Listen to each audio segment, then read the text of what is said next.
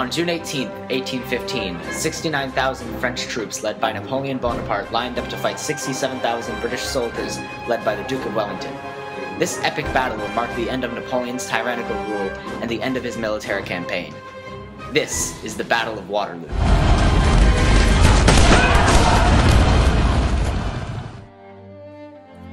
Napoleon Bonaparte and his defeat at the Battle of Waterloo in 1815 was a turning point for the political systems of France and the rest of Europe because it forced European leaders to reconstruct the map of Europe and radically change the continent economically, politically, and socially in order to recover from the Napoleonic Wars and prevent both future revolutions and other dictatorships like that of Napoleon.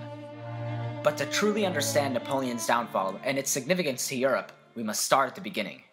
Before the French Revolution, France was strictly divided into three social classes or estates. The third estate, which consisted of the poorer working class, grew angry at the unfair division of wealth, and revolutionary ideas began to spread. If the privileged order should be abolished, the nation would be nothing less, but something more. The revolution that followed would be one of the bloodiest in history, as the revolutionaries took over violently, killing any who opposed the new government. Therefore, what is the third estate? Everything. But in everything shackled and oppressed. What would it be without the privileged order? Everything. But in everything free and flourishing. Nothing can succeed without it. Everything would be infinitely better without the others. While France toppled its own government, the rest of Europe still kept the old monarchies. These monarchs firmly believed that they had the divine right to rule, and that they alone were the divide between order and chaos, taking away people's freedom of speech in order to ensure their continued rule. There is a most urgent necessity to exercise some influence over newspapers in general. Monarchs were constantly fearful of revolutions like that of France, and led their countries with an iron fist, crushing any revolutionary ideas. At the same time, many nationalist groups wanted to form their own countries. Germany, Italy, Belgium, Poland, Greece, and Hungary all wanted to break off from the major European powers, but none had the manpower or the inspiration they needed to obtain their goals. But all that was about to change. On the 15th of August, 1769, Napoleon Bonaparte was born. He attended the Military College of Paris.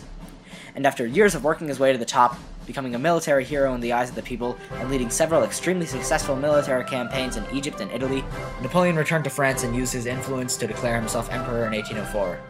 As emperor, Napoleon put into place a number of liberal reforms, making him popular among the citizens. But, while he was welcomed by the people, not all was well in a France ruled by Napoleon. For he not only continued France's long streak of corruption and deprivation, he accelerated it tenfold. The purpose of many of Napoleon's seemingly liberal reforms was to allow him to obtain as much power as he could, and soon France began producing more and more men to fuel Napoleon's militaristic desires. Napoleon was a man bent on going to war, and his first target was France's long-standing enemy, England. Hostilities broke out on the 18th of May, 1803, when Britain declared war on France after repeated acts of aggression by Napoleon. With Napoleon's powerful military, he quickly gained influence over other countries and turned them all against his enemies. Both Britain and Russia tried to make peace with Napoleon, but no compromise could be reached, and so in June of 1812, a massive French army invaded Russia, which would prove to be disastrous for Napoleon. Napoleon's soldiers were no match for the harsh Russian climate, and the Russian soldiers retaliated back stronger than Napoleon had originally anticipated. As more men were sent to fight in Russia, Napoleon began to lose his hold on the rest of Europe, and soon it became clear that the situation was hopeless, and Napoleon was forced to abdicate by his own generals. Napoleon was shamefully forced out of France, and exiled to the small island of Elba. Under these new circumstances, my heart was torn, but my soul remained steadfast. I only thought of the interests of the fatherland. I exiled myself upon a rock in the midst of the sea.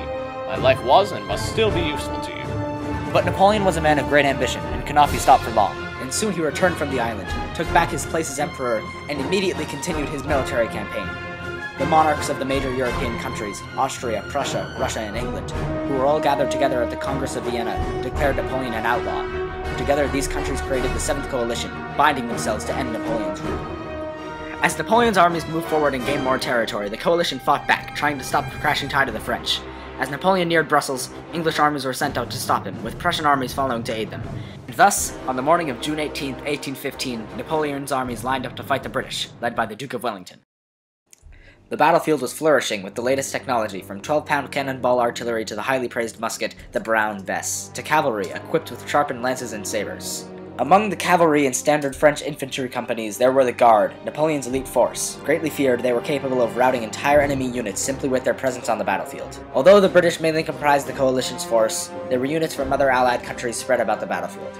The second main force for the coalition was the Prussians, who consisted mainly of infantry. The French had reason to be confident going into the battle. They outnumbered their enemies across the battlefield and had a long history of military victory, including a victory just 2 days earlier. The terrain of the battlefield was very uneven, however, and the coalition was more familiar with it. And after the pouring rain from the night before, the terrain was very slippery and muddy, making mobility twice as challenging. The French began firing artillery upon small farms far on the French flank. The British responded with artillery fire of their own. This lasted half an hour, then suddenly came to a halt. The French proceeded to send their infantry upon the British line, but it failed miserably. After this disastrous first assault, Napoleon sent out one of his few direct orders, to capture the farm on the Aix Santé. Elsewhere, in confusion, Lancers and Chasseurs charged the valley. Both Napoleon and his second command, Marshal Ney, assumed that the other had made the order, while in truth neither had, and the cavalry charged into the coalition squares, losing a horrendous amount of men and horses.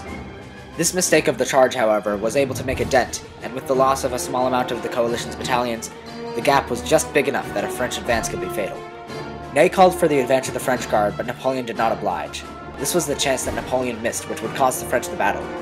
30 minutes later, Napoleon did decide to send the guard into the fray, but it was all too late, as the Prussians had just arrived patching the hole in the coalition's line and sealing Napoleon's path to Brussels and his chance at victory. In the end, 40,000 men and 10,000 horses were either killed, wounded, or missing. After over a decade of war and corruption, Napoleon was finally defeated and exiled to the island of St. Helena. Throughout the 100 days of Napoleon's return to power, the Congress of Vienna was still in session, and as Napoleon returned to exile, it became apparent that the Congress needed to pick up the pieces and attempt to rebuild a new France, and try to stabilize an ever-changing Europe. They first decided to restore the Bourbon monarchy in France, which had been in power before the French Revolution, though this time it would be a constitutional monarchy to satisfy the French liberalists. This would put Louis XVIII back in power as King of France. The Congress also agreed to return the European borders to the way they were in the 1790s, before Napoleon. This decreased France's size greatly and surrounded them with other powerful countries, making sure that they would not be able to gain as much power as they had with Napoleon. This change had also hurt other countries like Sweden, who lost their long struggle with Russia for control of the Baltic. Spain was stripped of most of its empire and reduced to bankruptcy. Denmark and Holland were neutralized as naval powers, and the Ottoman Empire had been subjected to a series of challenges that would eventually lead to its disintegration. Britain, Russia, and Prussia, on the other hand, were all greatly strengthened by changes which increased their territory. But nationalists were the most displeased by the actions of the Congress of Vienna. They expected that the Congress of Vienna would create many new countries to appease the nationalists, and so they grew angry when the Congress decided to return the borders to the way they were before Napoleon. At the same time, Napoleon helped to spread liberal ideas through his reforms, despite the fact that he never had the slightest intention of doing so, and soon revolutionary ideas had spread throughout Europe. His conquest displaced a number of laws, institutions, and customs, broke through bonds sacred among all nations, strong enough to resist time itself. From these perturbations, it followed that the revolutionary spirit could, in Germany, Italy, and later on in Spain, easily hide itself under the veil of patriotism. In response to this new wave of revolution, monarchs fought back. They instituted the principle of intervention, which stated that countries could send troops into other countries in order to help stop a revolution. Union between the monarchs is the basis of the policy which must now be followed to save society from total ruin. What followed was a stream of revolutions with varying success, including two somewhat successful revolutions in France in 1830 and 1848. There were also revolutions in Hungary, Poland, and one in Russia, which is now known as the Decembrist Revolt. On May 5, 1821, Napoleon Bonaparte died on the island of St. Helena. His remains were returned to France and now reside in a tomb in the central crypt of the Iglesia du Dome church. Companions of Napoleon returned to France, and the island gradually resumed its former quiet state, while the willows weeping over the grave guarded the ashes of the man for whom Europe had been all too small. Historians draw ties between Napoleon's time and that of World War I and World War II. These times saw the countries of Europe confronted by a huge military power that no other single country could possibly match. Waterloo systematically changed the way Europe was run, forcing the monarchs of the time to balance the power between the countries while at the same time trying to hold back the ever-growing revolutionary ideas springing up in more and more countries. Napoleon's legacy and that of the Battle of Waterloo will live on forever.